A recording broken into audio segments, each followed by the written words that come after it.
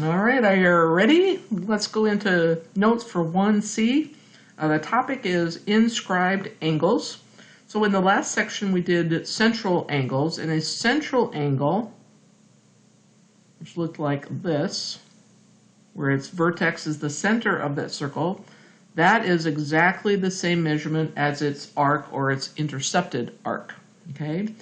Today, during this lesson, we're going to do inscribed angles, and an inscribed angle is an angle with its vertex, remember the point, is on the circle.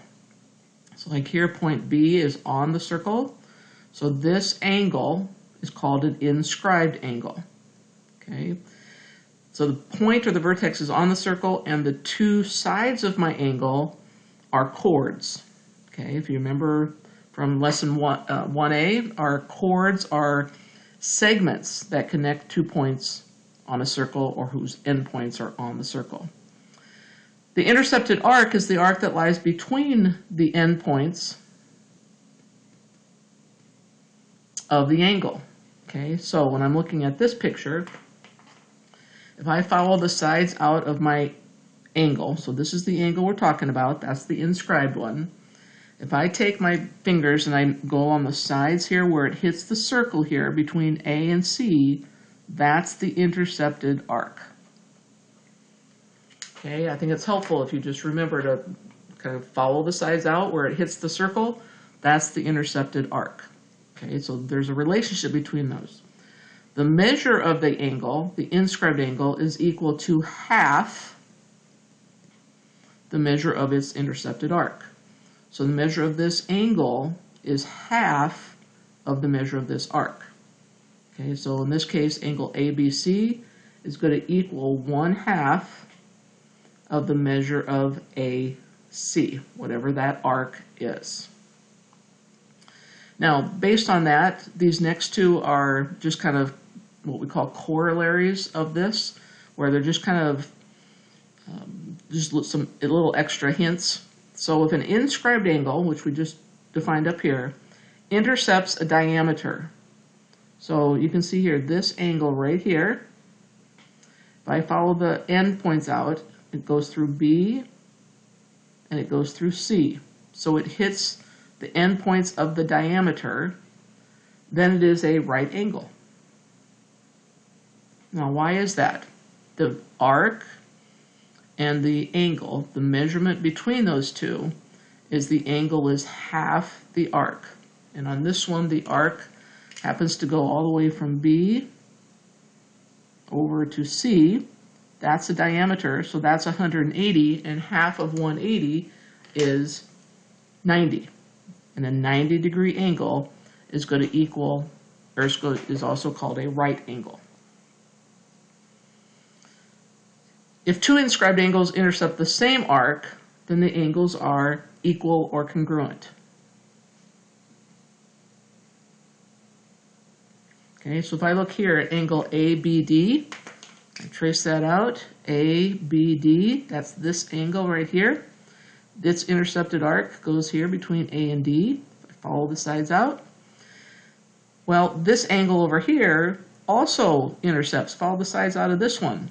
This is angle ACD. That angle is going to also be half of this arc. This angle is half of this arc. So they both intercept the same arc, so they will be equal to each other. So the measure of angle ACD, which is this one right here, these two measures will be equal because they intercept the same arc. All right, let's go to some examples here. So inscribed angle, this angle right here is what they want me to find, WXY. The angle is half the arc. So in this case, 62 divided by 2. This angle is going to be 31 degrees. That's not bad, is it? Okay, look at this one. They want me to find the measure of DGF. So let's find where that is, DGF. So that's this major arc right here. This angle of 113 is inscribed. If I follow the sides out of it, come out here from E to F, so starting at F, then all the way around till I get to the other side where it comes out, That's the arc that they're asking me to find. The angle is half of the arc. So that means the arc will be double the angle. Okay, so when I multiply those together, I get 226. Now let's revisit that just real quick. So if I know the arc, and I'm trying to come into this little angle here, I'm going to get smaller. It's going to divide by 2. If I know the angle and I'm coming out of that angle, you'll notice that it just gets bigger and bigger and bigger the farther I come out. Okay, so it's going to get bigger. The arc is going to be bigger than the angle. So to get bigger, I'm going to multiply. It's kind of an important concept to catch. If I'm going to multiply by 2 or divide by 2, just remember the arc is always going to be bigger than the angle. Okay, so if I know the angle, to get bigger, I'm going to multiply by 2.